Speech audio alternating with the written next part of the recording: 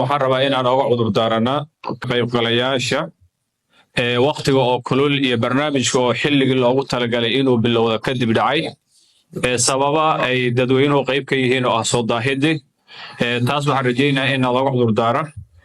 sidoo kale dadku kulli waa dad ahli sharafe waa dad macno leh waa dad karaamo leh waxaa laga yaabaa dad badan oo islahaa meel kalaad fadhiisan doontaa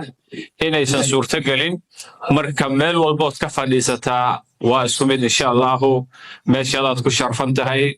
magacay macno ku leedahay insha allahu qiimahaadana waa ku haynaa ilaahay baa mahad iskale subxaana wa tacaala cudurdaashada dadka damba waxaan rabaa inaan u mahad celiyo kasoo qaybgalayaasha guud ahaan dalka badankiis waa laga imaaday caasimadda waa laga imaaday degmooyinka gobolka uu ka kooban yahay badankood waa laga imaaday dhammaan dadkaas waxaan leenahay soo dhowaada ku soo dhowaada hoygiinni ku soo dhowaada meeshii aad ka shaqayseen adinka oo maaragtay aan joogin ama ayada oo riyo ahoo u eg waxaan la hirgelin karin waxaan leenahay riyadiina way dhawowday wayna hirgashay wayna sii socon doontaa wax yar haddii aan tacaariif jaamacadda bixiyo maadaama ay tahay kulankii ugu weynaa ee dad la isugu keena waxaa laga yaabaa qofka inuu isweydiiyo jaamacaddu waa noocay maxay tahay yaa iskale leanna jaamacaduhu waxay u qaybtamaan saddex qaybood jaamacad ay dowlad iska leedahay jaamacad ay ashkhaas iyo dad gaari leeyihiin oo maalgashadeen oo ayaga hantidooda ka mid ah hadday dhintaanna carruurtooda ay ku wareegayaan iyo jaamacad jaaliyadaha iyo bulshada ka dhexeeya jaamacaddeenu dhinac waa jaamacad babliga oo ummadda u dhaxaysa markaan saas leeyahay macnaha jaamacad la kala dhaxlahayo oo inta maamulkeeda maanta haysa ay dhaxlahayaan ma ahan hadday maaragtay ay ka baxaan waxaa iskale bulshada Soomaaliyeed waxaa iskale bulshada reer Gado ayaga ayay u adeegi doontaa ayaga ayaa kala dhaxli doona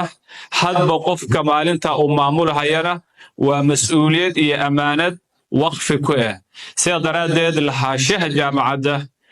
waxaa hadda maamulkeeda u sarreeya iska jaamacadda oo mu'asasatu raxma ayaa iska loo asaasay ayadana maamulkeeda laba qaybood buu ka kooban yahay jaamacadda qaybta fulinta shaqada gacanta ku haysa iyo qaybta boorka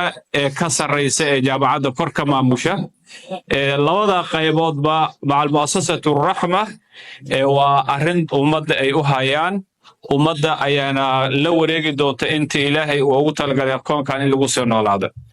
jaamacadda waxaa la soo asaasay 2015 ayaa dhagax dhigeeda la sameeyey 2016dina waxaa bilaabatay daraasadii cashiradii waxaa lagu bilaabay guri kire oo degmada gudaheeda ku yaala daraasada waxaa lagu bilaabay laba kuliyadood oo ah kuliyadda shareecada gaar ahaan qaybta alfiqh wa usuluhu oo daaweynaysa qofka bini'aadanka waxyaalaha naftiisa la xiriira iyo kuliyadda qaybta caafimaadka kuliyadda naasinka oo ah dadka in badanka ay ka daaweyso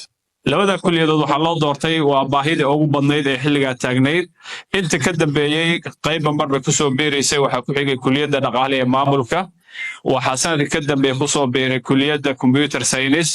sanadkii la soo dhaafay ee 23 waxaa ku soo beeray kuliyadda waxbarashada sidaas jaamacadda waxaa u shaqaysa 5 kuliyadood oo kale kuliyadda caafimaadka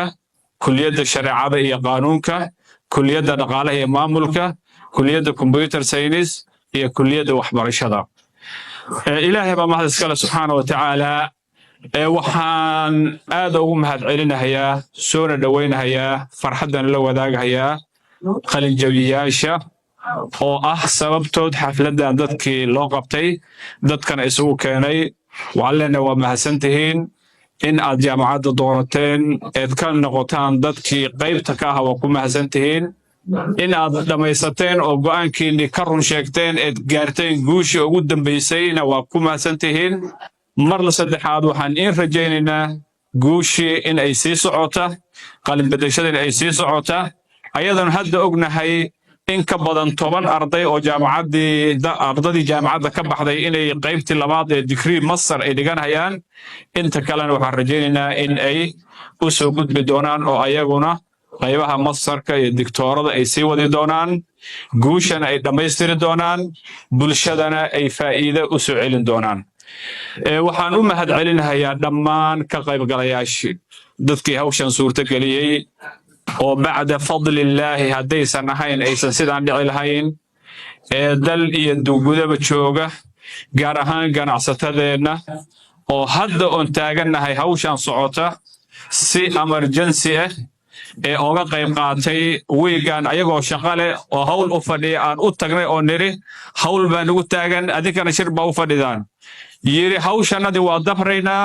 waxaan isiinaynaa 20 daqiiqa waxaad u baahantiinna waa in la xalinaynaa marka ganacsatada meel ay joogaanba gaar ahaan kuwa degmada guud ahaan kuwa gobolka jaaliyadaha waxaan leenahay ilaahay baa ku mahadsan wixii aad soo samaysateen mirihii aad abuurteen waxa weeye gacantaad ku haysaan aad baad ugu mahadsantihiin garab istaagiina waqtiga aad buu i cayrinayaa jaamacadda hadafka loo asaasay wuxuu ahaa da'yarta aqoonta leh dugsiyada sare ka soo baxday in aysan ka hayaamin gobolka aysan dhicin maskaxdii ummadda inay ka guurta sidoo kale hadafka waxaa ka mid ahaa aqoon-yahanka qurbaha jira in dib loo soo celiyo waxaa ilaahay mahadiisa in ka badan 20 qof oo PhD ah in ay jaamacaddan meelo kala duwan ay diyaar u yihiin inay cashiro ka bixiyaan ama si toos ah u imaadeen ama si maaragtay aaladda online-ka ka bixiyeen taas oo ka mid ah riyooyinkii aan lahayn mid ka mid ah oo ilaahay subxaanahu wa tacaala uu noo hirgeliyey waxaan aad ugu mahad celinaynaa martidii noo imaaday degmooyinka iyo muqdisho garbaharey luuq doolow beled xaawa iyo meelaha kale waxaan leenahay soo dhowaada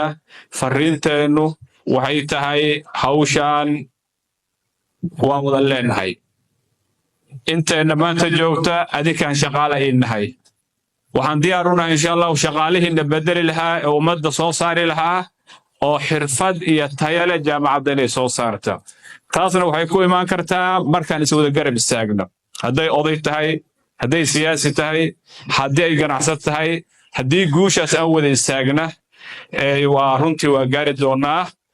gabdhaha waxaan leenahay soo dhowaada aad baa u mahadsantihiin haddee kulaylka meesha jira iyo xaaladda siday tahay waa xaaladda aan ku noolnahay sidaan u bedeli lahayn oo meel cagaare oo mukayaf leh oo qurxan oo dabaqyo aan u dhisi lahayn waa maskax annagan la raba inaan keenno